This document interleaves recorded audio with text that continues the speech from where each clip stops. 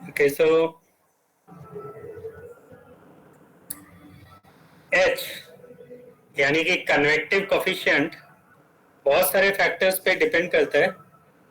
अगर यहाँ पे फोर्स कन्वेक्शन है, फोर्स कन्वेक्शन का मतलब है कि there is some velocity in the fluid. Fluid is not flowing only due to the difference in density, but there are some additional forces which are causing velocity of the particles of fluid so that the energy transfer can take place at higher rate.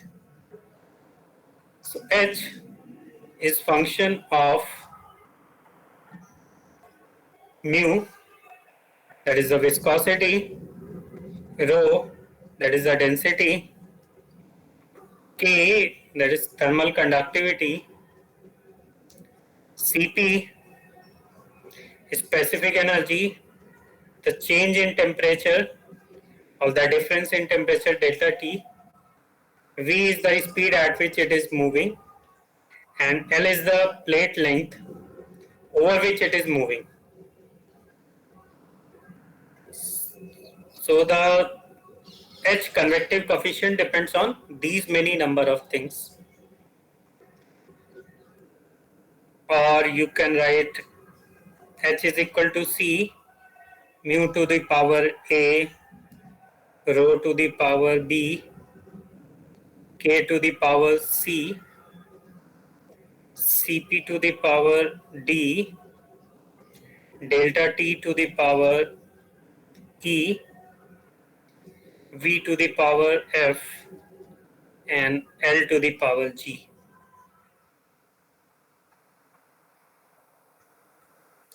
Alright, here it should be noted that Reynolds number is rho VL to the by mu, and Prandtl number is mu Cp by K.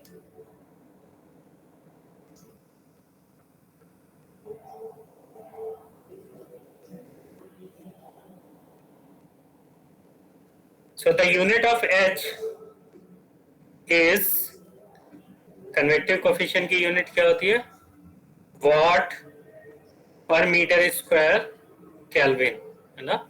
And watt is nothing but joule per second.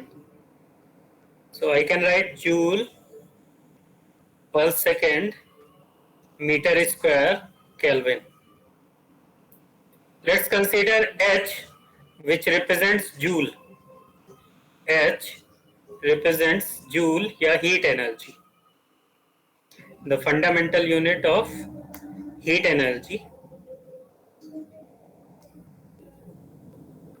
in joule. Although joule is Newton meter and then you can further simplify it, but in many cases it has been found that simply using H makes the problem easier. तो हम यहाँ पे simply H use कर रहे हैं.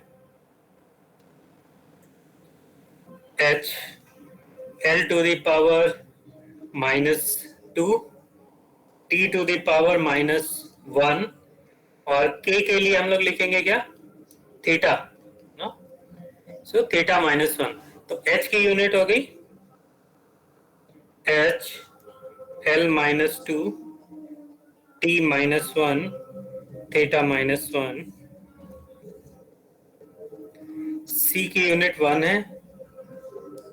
Mu के लिए हम लोगों ने कल निकाला था M L -1 T -1 to the power A. Rho के लिए हम लोग लिख सकते हैं M L -3 to the power B. Cp के लिए हम लोग लिख सकते हैं क्या? स्पेसिफिक हीट है, सो जूल पर केजी केल्विन, है ना? या वॉट पर केजी, जूल पर KG per unit time per unit kelvin, है ना? Cp जो है, तो यहाँ पे हम लोग लिख सकते हैं H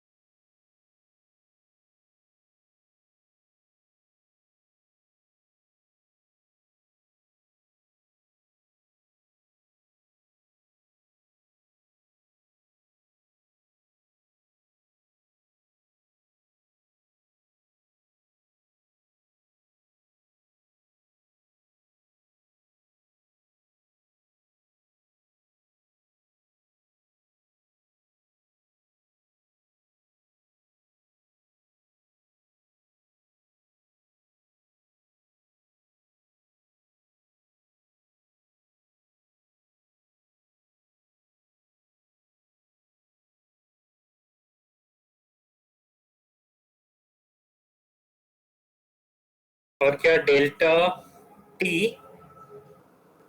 डेल्टा टी मतलब थीटा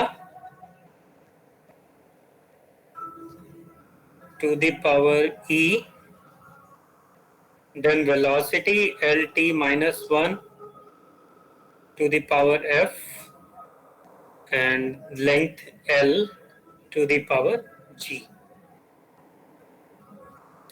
तो m के लिए अगर हम लोग इक्विवेलेंट कर दें तो 0 है इस साइड, और इधर क्या क्या आ जाएगा m के लिए a plus b minus d, बस और तो कहीं नहीं है।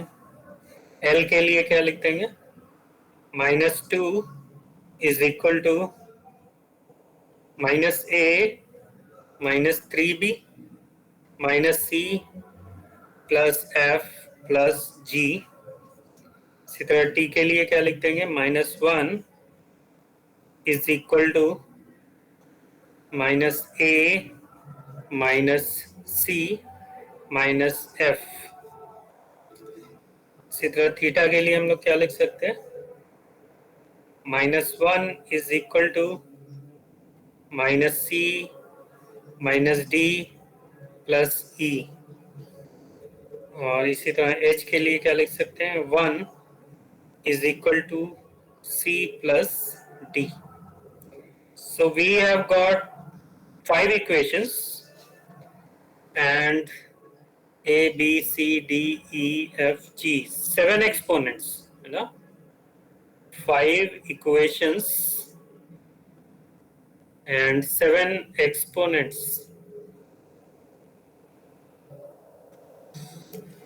So doesn't seems very easy to solve.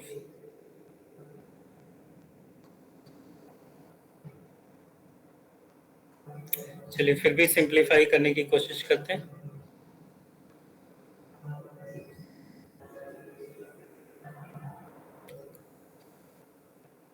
a equals to d minus b, a equals to d minus b।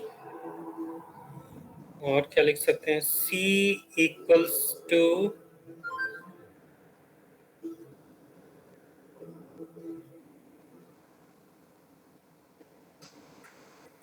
One minus D.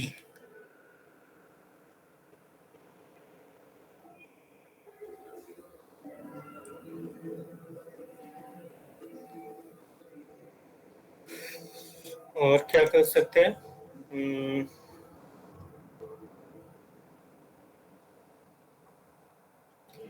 a is also equal to 1 minus c minus f,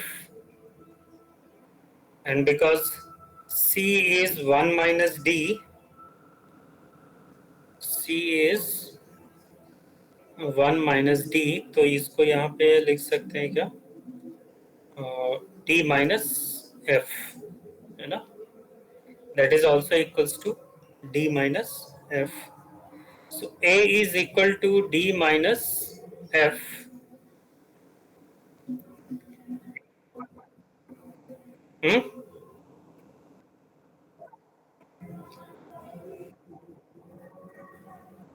d equals b is equal to f, sorry, b equals to f। And अगर ये हो गया तो हम और क्या कर सकते हैं, b की वैल्यू अगर हम लोग f रख दें इक्वेशन नंबर 2 में,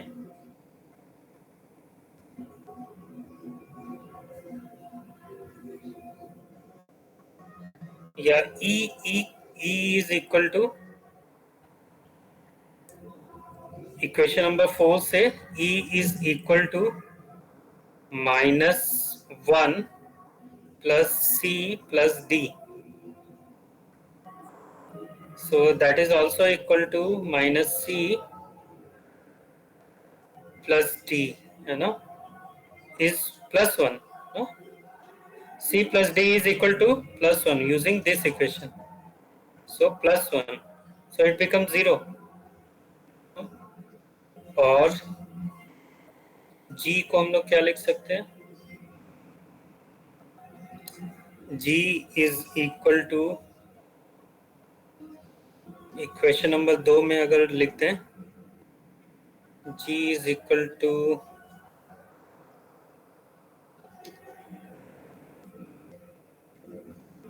-2 plus A plus 3B plus C minus F। तो थोड़ा सा और सिंप्लीफाई करें, -2 और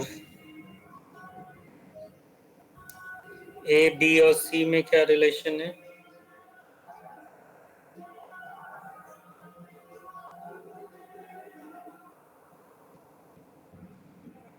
A is equal to D minus F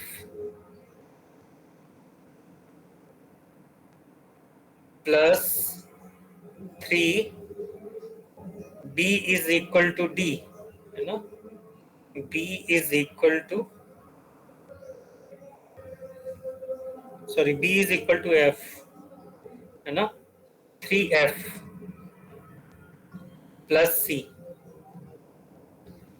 minus F। और इसको क्या लिख सकते हैं? C plus D is equal to 1, है ना? C plus D is equal to 1, तो plus 1 plus 2F minus F plus F, है ना? So basically I can write G is equal to F minus 1, no? G is equal to F minus 1।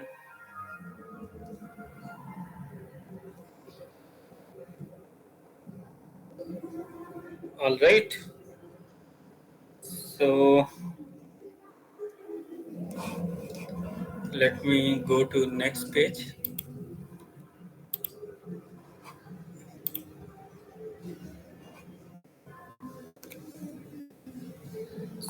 So I can write H is equal to C, mu के ऊपर A था और A is nothing but D minus F।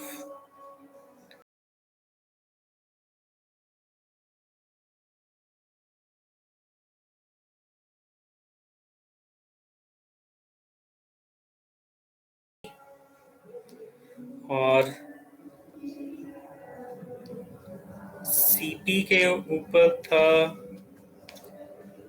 D, so let's keep it D। और delta T के ऊपर था E which is 0, and V के ऊपर F और L के ऊपर F minus 1। So essentially I have used D and F। तो अगर इसको मैं दोबारा से लिखूं, H is equal to C,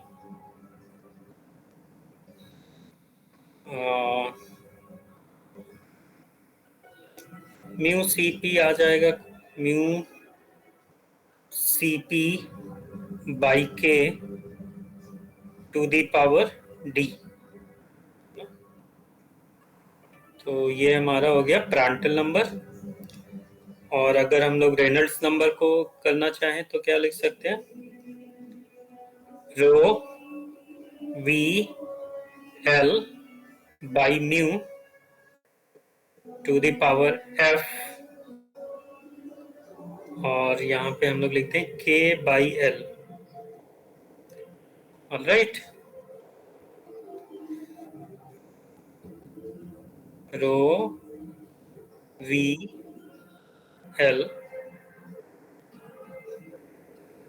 ठीक है ना? Okay, so we can basically write that HL by K, अगर इधर कर दें, is phi mu CP by K and rho VL by mu। So Nusselt number is function of Prandtl number and Reynolds number। hence proved.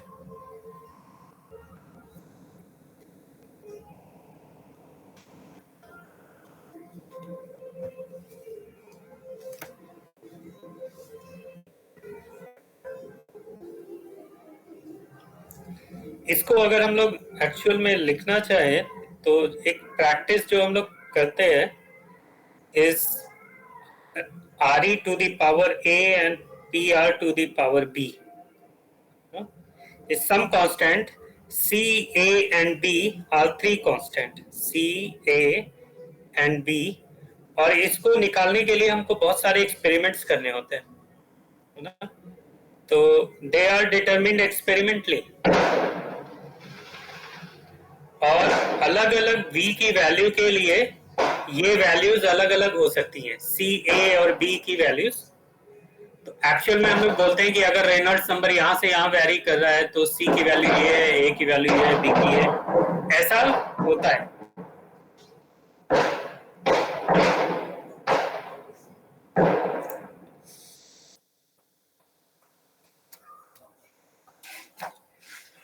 So this was the Rayleigh's method. इसको आप Buckingham पाई method से भी कर सकते हैं। अच्छा, ये जो मैंने अभी कोरिलेशन निकाला है, Nusselt number is a function of Prandtl number and Reynolds number, इस तरह कन्वेक्शन में बहुत सारे relationships, some of them we will see, और सबको डेराइव करने का कोई खास तरीका नहीं है, मतलब आप फिजिक्स बेस्ड कंडीशन लगा के आप डेराइव नहीं कर सकते हैं इसको। तो आपको ultimately you have to rely on dimensional analysis thing to find out the relationship between various numbers of which you have till now known the Prandtl number, Reynolds number, Nusselt number. Then there are Pacelet number, Grashof number, Froude's number, है ना, ऐसे बहुत सारे numbers हैं जिनका convection में use होता है, और सारे फॉर्मूलाज को याद करना बहुत टफ है, but a few of them you can remember is like Nusselt number is a function of Prandtl number and Reynolds number. So there will be three constants involved, C, A and B, whose value will vary according to type of fluid, according to type of motion, according to thermal conductivity and other various parameters. चलिए इसी को अगर हम लोग Buckingham पाई से करना चाहें, Buckingham pi method, the same problem.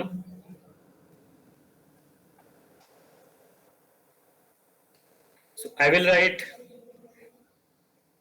mu rho k Cp delta T V L H equals to 0. All the 9 non-dimensional parameters are functions. So here we have 8 physical quantities. Physical quantities are 8.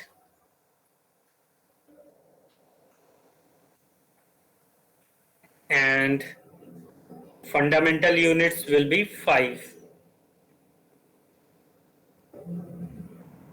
Fundamental units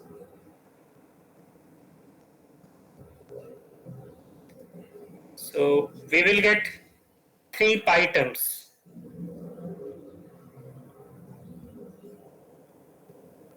Which we already know are Nusselt number, Prandtl number and Reynolds number. So let's try to make 3 pi terms. तो pi 1 के लिए अगर हम लोग consider करें तो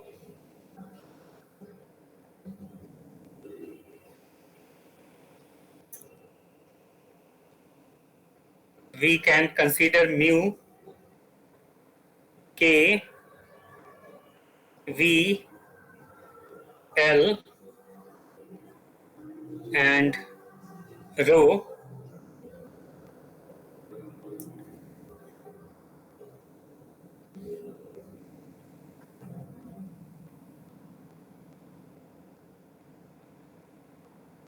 actual में मैं ये इसलिए ले रहा हूं, if you remember the previous problem, the most common and repeated units are actually mu, k, velocity and length ना. इनको हम लोग जनरली रिपीटेड वेरिएबल बोलते हैं. They are repeated variables. और ये ज्यादातर प्रॉब्लम्स में जब भी आप बकिंगम पाई मेथड लगाएंगे तो ये वेरिएबल्स जो है वो रिपीट होते हैं. सो along with these repeated variables, I am considering rho as one more variable to determine its relationship for pi term. तो इसको हम लोग लिख सकते हैं pi 1 is equal to a, b, c and d. And pi 1 is a constant, so it has got one unit. Mu के लिए हम लोग लिख सकते हैं m l minus 1 t minus 1 to the power a. और k के लिए लिख सकते हैं h l minus 1 t minus 1 and theta minus 1 to the power b. और v के लिए हम लोग लिख सकते हैं l t minus 1 to the power c. Length के लिए हम लोग लिख सकते हैं d. और रो की यूनिट हो गई एम एल माइनस 3. तो अगर हम लोग फॉलोइंग द सेम, m के लिए लिखेंगे 0 equals to a plus 1, l के लिए लिखेंगे 0 minus a minus b plus c.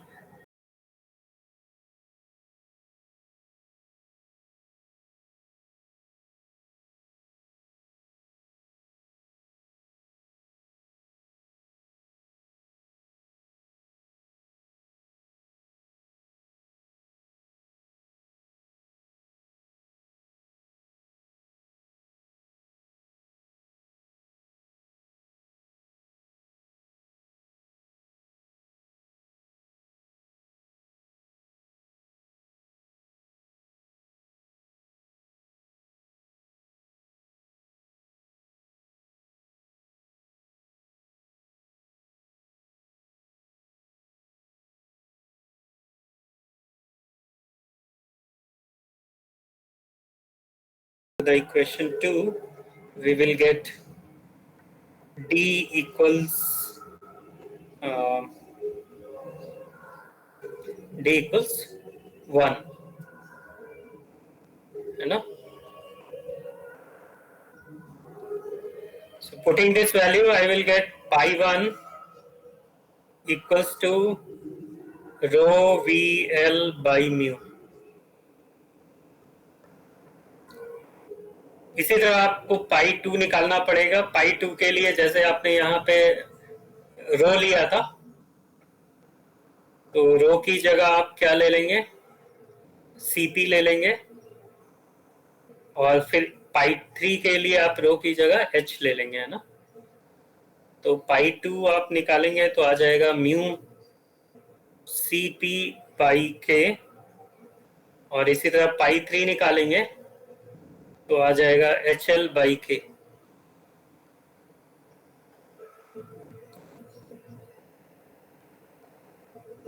So putting this, we can get phi rho vl by mu or mu cp by k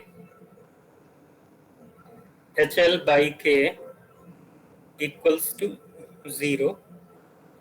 या आप दोबारा से वही लिख सकते हैं, Nusselt number is function of Reynolds number and Prandtl number. Now here you can ask me that how I will take mu, k, v and l as repeated unit, or they should be taken always as repeated units. So the answer is no. It only comes with the experience how to select the repeated unit and what will be the fundamental units. तो Buckingham pi theorem को अगर आप ध्यान से देखेंगे तो ये राले method से थोड़ा इजी है, स्पेशली जब और भी आप कॉम्प्लिकेटेड रिलेशनशिप्स की बात करते हैं, but considerable experience is required to apply Buckingham pi method. तो बार बार आप करते जाएंगे बकिंघम पाई थ्योरम को की मदद से प्रॉब्लम्स को सॉल्व करेंगे, तो आपको धीरे धीरे खुद ही आइडिया हो जाएगा कि आपको कौन से रिपीटेड वेरिएबल्स लेने चाहिए।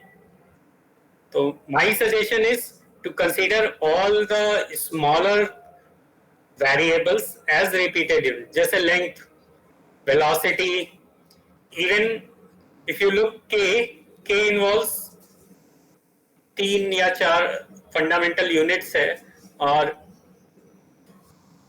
म्यू जो है विस्कोसिटी एक फंडामेंटल प्रॉपर्टी होती है और ये बहुत सारी जगह लगती है ना। So that is the reason to select mu, K, V and L as repeated variable.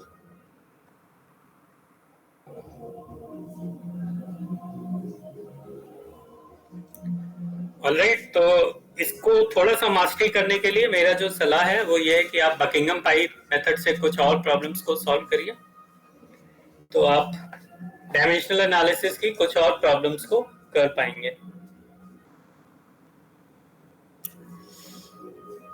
कोई सवाल?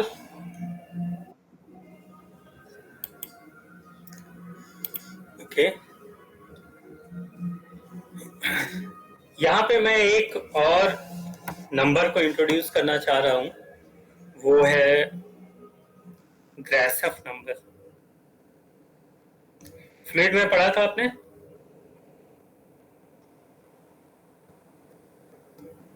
Yes, sir. Yes. पढ़ा था, okay. So it is nothing but the ratio of buoyancy force to frictional force or viscous force, buoyancy force to friction force लिख दूं या viscous force लिख दूं, दोनों सेम। फ्रिक्शन फोर्स ही विस्कस फोर्स है। इसको आप ऐसे समझ सकते हैं कि जो फ्री कन्वेक्शन होता है वो डेंसिटी में चेंज के कारण होता है ना। तो free convection is because of the gravity and the change in density of high temperature particles. तो उनका डेंसिटी कम हो जाएगा जिनका टेम्परेचर बढ़ेगा और वो ऊपर की ओर मूव कर जाते हैं, और डेंसिटी और ग्रेविटी के कारण जो हैवी पार्टिकल्स है वो नीचे की ओर हो जाते हैं। तो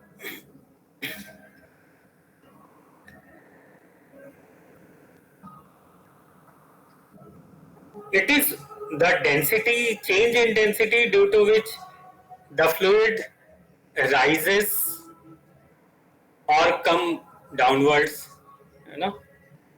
So this motion by which the lighter fluid goes upside is because of the buoyant force, है ना। और आप बोल सकते हैं buoyancy force is the reason कि हाई टेम्परेचर पार्टिकल्स ऊपर चले जाते हैं, और वो फोर्स जो इस मोशन को रेजिस्ट करता है, ये ऊपर जाने के मोशन को रेजिस्ट करता है, वो है viscous force. So this is also called friction force in fluid, है ना। फ्लूइड का जो फ्रिक्शन है वो ही बेसिकली विस्कस है, viscosity. So Grashof number represents और quantifies both of them, buoyancy force और फ्रिक्शन फोर्स, है ना।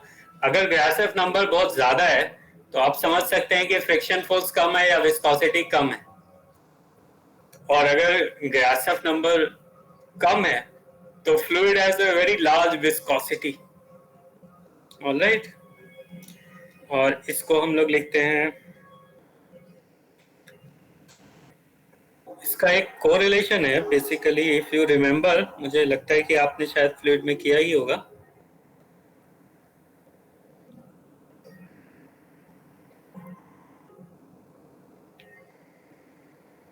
और friction force is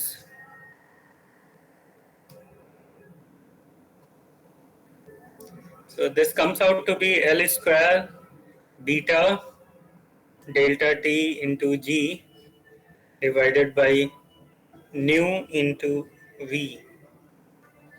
Nu is nothing but mu by G, है ना, the kinematic viscosity. बीटा क्या है, एनीवन?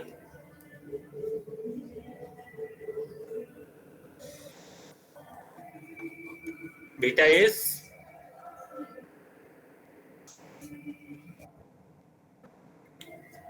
coefficient of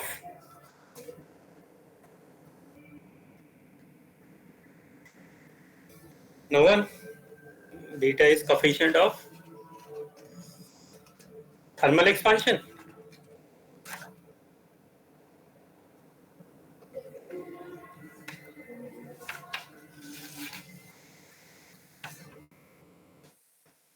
चलिए, तो beta is coefficient of thermal expansion. और बाकी ये तो ऊपर वाला बेयांसी फोर्स है, ये आपको पता ही होगा, या इसको एक्सप्लेन करने की जरूरत है मुझे?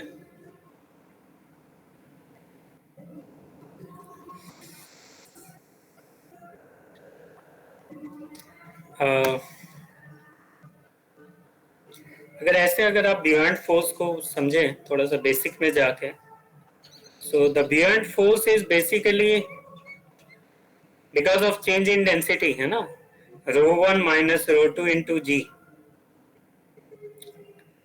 And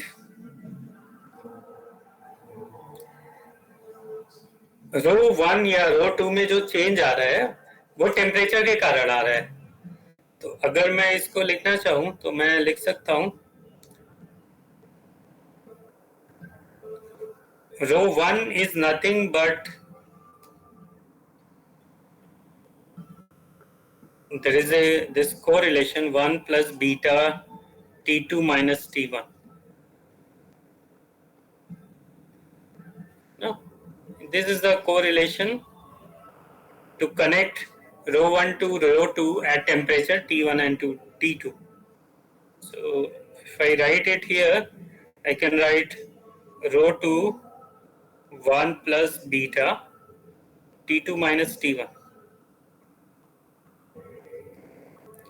or minus ρ2 into G.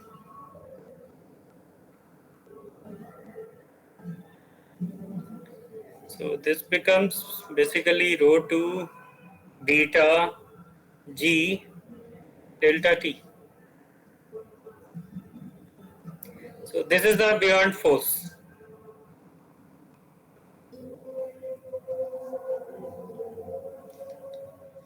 So this I have used, or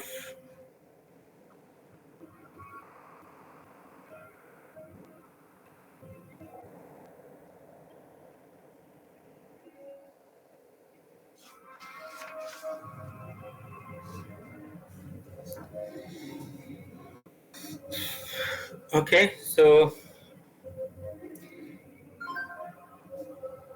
that's all for today.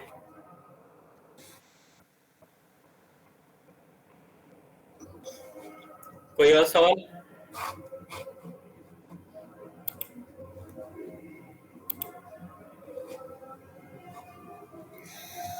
Thank you. Thank you.